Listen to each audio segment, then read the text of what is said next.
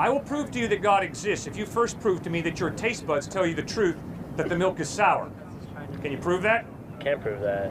I will prove to you that God exists if you first prove to me that your eyesight really perceives reality. Can you prove that? Can't prove it. Thank you. Then why and what on Bible earth are you doing asking me to prove God exists? Because you know there's no way, that I could ever prove that God exists. What is the evidence, not the proof, but the evidence that God exists? The evidence that God exists, I'll give you 11 pieces of evidence, okay? First one, order and design point to an intelligent mind. The order and design of the cosmos points to an intelligent mind. How? Order and design point to a designer. Designer genes demand a designer. This guy's good. He's good. I don't like him, but he's good. All right. It's very simple. Second point. Those clips you just saw? They completely destroyed this student's worldview in under 60 seconds. When this college student confidently challenged Cliffe Knechtle to prove God exists, he had no idea he was walking into intellectual quicksand. What you're about to witness is the most devastating apologetic response I've ever heard, and the student's reaction during 9th minute will absolutely shock you. But first, let me show you exactly how this debate started. La La Land, or do you want to live in reality? I'd like to live in reality. Good. Then you check out Jesus, because the evidence is he's real. The evidence. The evidence, sir. Can you prove to me God exists? And Sure. follow up, can you prove to me that the Christian God is quote-unquote the right God? You bet. I will prove to you that God exists if you first prove to me that I'm not just a bad dream you're having right now. I can't prove that. Thank you. I will prove to you that God exists if you first prove to me that your taste buds tell you the truth that the milk is sour. Can you prove that? Can't prove that. I will prove to you that God exists if you first prove to me that your eyesight really perceives reality. Can you prove that? Can't prove it. Thank you. Then why and what on earth are you doing say? asking me to prove God exists? Because you know there's no way, that I could ever prove that God exists. Can you give me a good argument for it without using the Bible or quoting Jesus? You bet. Thank you. Great. Yes, I can answer the question. What is the evidence, not the proof, but the evidence that God exists? The evidence that God exists, I'll give you 11 pieces of evidence, okay? First one, order and design point to an intelligent mind. The order and design of the cosmos points to an intelligent mind. How? You and I are standing at the foot of Mount Rushmore. As we're standing there, I turn to you and say, hey, isn't it incredible the way the water just dripped over the rock face? Hey, it's George Washington up there. Wow, it's Teddy Roosevelt. Isn't it amazing the way the water, by accident, just carved out those heads on Mount Rushmore? That doesn't show anything. Yeah, it shows. It just shows that there's we happen to be an intelligent byproduct of evolution. No, you don't get order and design by chance, sir. Order and design point to a designer. Designer genes demand a designer. This guy's good. He's good. I don't like him, but he's good. All right. It's very simple. Second point. The universe is eternal. No, it's not. There's a Big Bang. So the universe is not eternal. The universe has a beginning. Everything that has a beginning has a cause. The universe has a beginning, therefore the universe has a cause. The best explanation is an uncaused cause. That's God. Third piece of evidence for God's existence, the anthropic principle. Life is balanced on a razor's edge. There are so many ingredients that go into allowing this earth to sustain life that it ain't no accident, sir. It's got to be an intelligent mind. If the earth was a little closer to the sun, we'd all fry. If the earth was a little further from the sun, we'd all freeze. Well, I mean, the galaxy is huge. I mean, chance says that there will be a terrestrial planet at some point that just happens to be in the right location, that's perfectly around the sun, and Point 4, the amount of information densely packed into the DNA of a single cell demands an intelligent mind. Every time you are confronted by densely packed information, there's got to be an intelligent mind. I feel like 3 of the points you've given me are just astronomical odds, and you're just quoting God as proof, because it's just an easy way out. Why'd you use the word proof? Proof. Evidence. Evidence. There we go. Good. He's really good. Fifth point. I don't like it. Charles Darwin pointed out that if something is irreducibly complex, the whole idea of evolution by chance and fate falls apart. I think there are more than enough examples of things that are irreducibly complex, as Michael Behe points out, the biochemist at Lehigh. Irreducible complexity shows that you cannot go from this stage to this stage to this stage to this stage, because in between, if that is missing, that never happens. What? Mousetrap, slab of wood, spring, hammer. You cannot evolve a mousetrap from a slab of wood. Mousetrap, slab of wood, and hammer. You cannot evolve from that a mousetrap, because a mousetrap doesn't catch any mice if it's just a slab of wood or if it's a slab of wood and a hammer. It's irreducibly complex. You have to have the slab of wood, the spring, and the hammer. Well, it's the same with the eye. If something's missing out of the eye, it ain't going to work. And there's so many parts of the eye that are necessary in order for an eye to be an eye. It can't go from one little stage to another. Now, the classic example is the living cell. See, a living cell is a living cell is irreducibly complex. It can't go from one stage to another stage to another stage and then suddenly become a living cell. It's irreducibly complex. Sixth piece of evidence for God's existence is moral absolutes. The slaughter of innocent children is never good. It is always wrong. Well, so you're saying that there's a universal moral conduct or standard?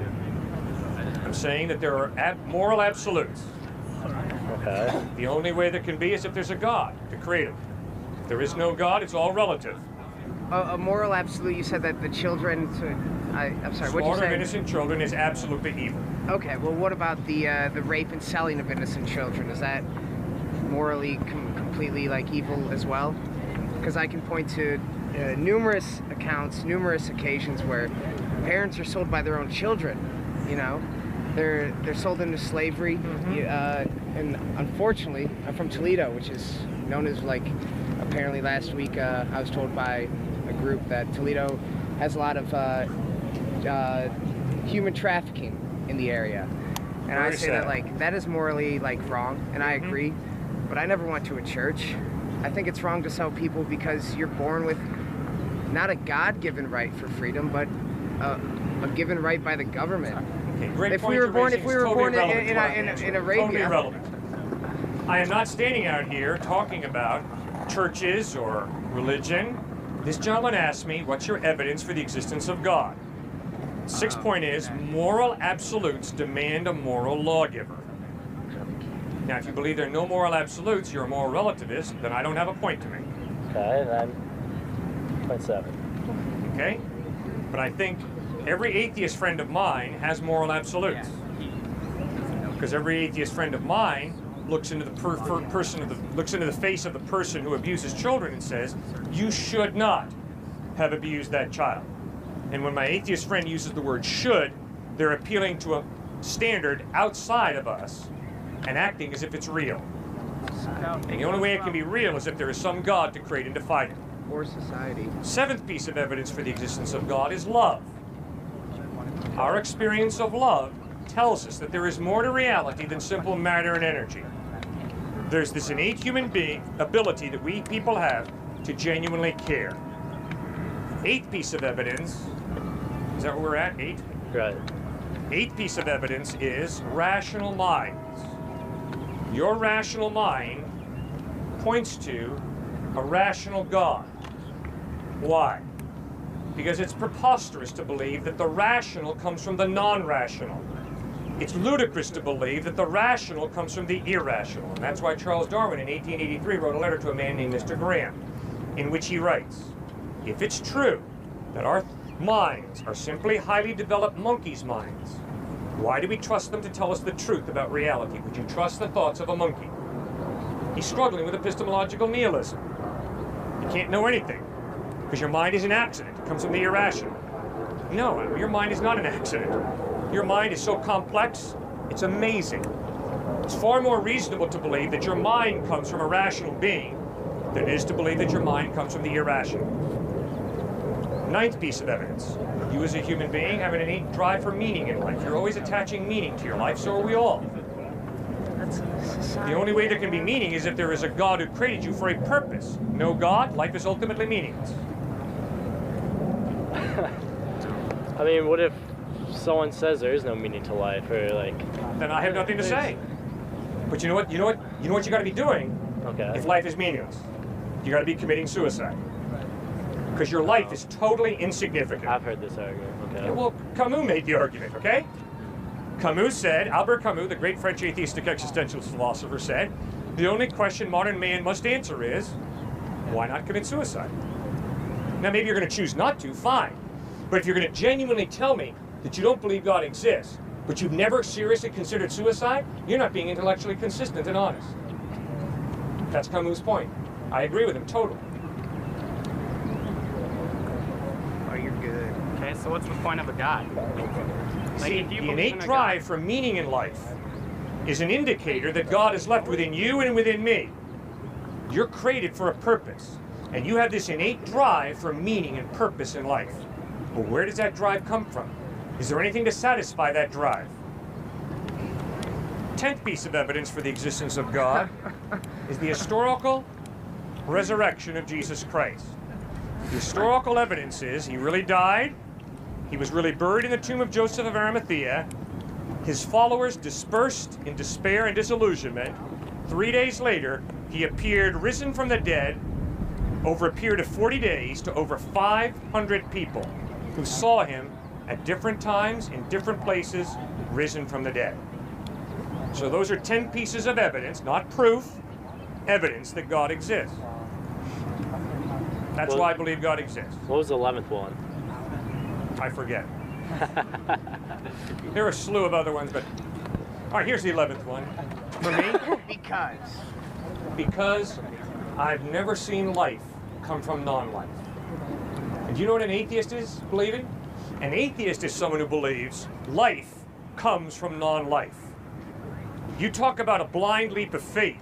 That has got to be the biggest blind leap of faith I could ever imagine. To believe that life comes from non-life is incredible. Why? Because all of my observation tells me plant life comes from plant life. Animal life comes from animal life. Human life comes from human life.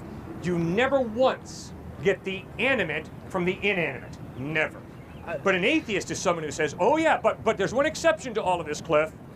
In the beginning, life comes from non-life. That's incredible that you could be so naive to believe that. Because all of your experience is life comes from life. Never one time in your experience do you see life come from non-life. Never. But you're asking me to believe that, oh no, but at one point, life came from non-life. I can't buy it.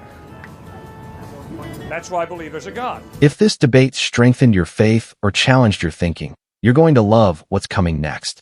We're bringing you the most compelling faith debates every week, from campus confrontations to theological deep dives that will equip you to defend your beliefs.